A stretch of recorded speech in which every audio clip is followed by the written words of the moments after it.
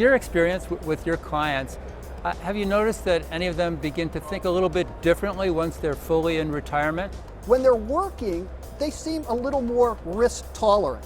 But when they're retired, they start really taking a look at their investments more frequently.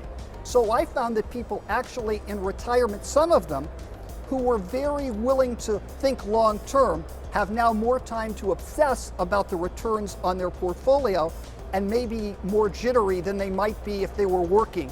And how ultimately does that affect their appetite for risk? Are they more willing to take on more risk or less willing to take on more risk, even if more risk may be needed to sustain their cash flow?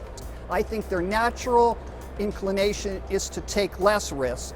And if you just, as an advisor, simply passively say, okay, whatever you want, they might be almost in all cash and short-term bonds, and yet they have 30 years to live. And so you have to balance their emotional requirements with what is the goal of their portfolio, and do they have to balance taking some risk with less tolerance for risk? And it's a difficult, multiple conversation interaction. I'm especially interested in the risk management part. In terms of risk management, one of the things that a lot of the risk management surveys do is they ask about past performance and past behavior.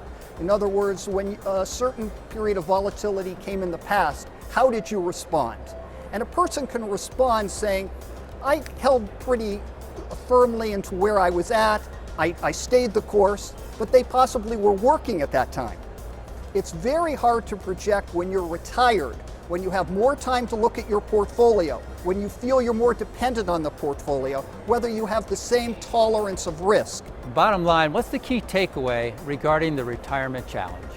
I think the retirement challenge has to be looked at from a creative perspective. You have to understand the whole person. You have to understand their financial requirements and their psychological requirements.